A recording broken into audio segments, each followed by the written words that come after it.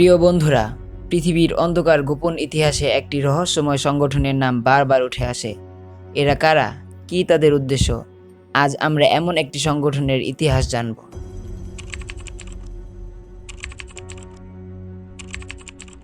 Illuminati হলো বাস্তব এবং কাল্পনিক উভয় ধরনের বিভিন্ন গোষ্ঠীর একটি নাম।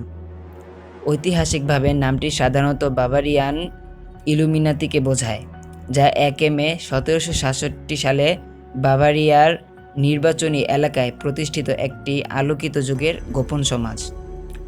অ্যাডাম হুইসপট নামে এক বিশ্ববিদ্যালয়ের অধ্যাপক এই গোপন সংগঠনটি প্রতিষ্ঠা করেন। তাদের মূল লক্ষ্য ছিল বিশ্বে যুক্তিবাদ, মুক্ত চিন্তা এবং রোমান ক্যাথলিক চার্চের আধিপত্যের বিরুদ্ধে সংগ্রাম। প্রথম দিকে ইলুমিনাতির সদস্যরা শিক্ষিত, প্রভাবশালী এবং ধনী ব্যক্তিদের মধ্য থেকে নির্বাচিত হতো।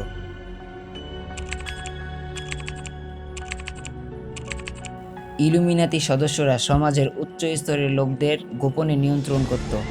তারা নিজেদের মধ্যে গোপন সংকেত, চিহ্ন এবং কোড ব্যবহার করত।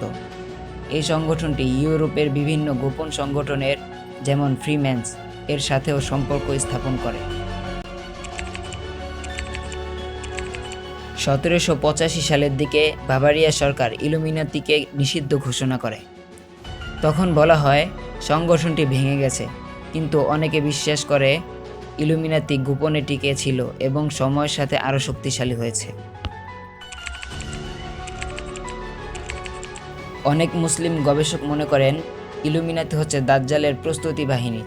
তাদের মূল উদ্দেশ্য হলো মানুষের ঈমান ধ্বংস করা, অন্যায় এবং ফিতনা ছড়িয়ে দেয়া, বিশ্বকে একটি নতুন বিশ্ব ব্যবস্থা বা নিউ ওয়ার্ল্ড অর্ডার এর অধীনে নিয়ে আসা, যেখানে ধর্মের ভূমিকা ন্যূনতম থাকবে। প্রত্যেক নবী তার কওমকে দাজ্জালের বিষয়ে সতর্ক করেছেন। আমিও তোমাদের সতর্ক করছি, সে এমন এক ফিতনা নিয়ে আসবে যা পৃথিবীর প্রতিটি দিকে পৌঁছাবে।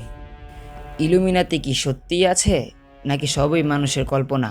সত্য জানুন, সতর্ক থাকুন এবং নিজের ঈমানকে মজবুত করুন।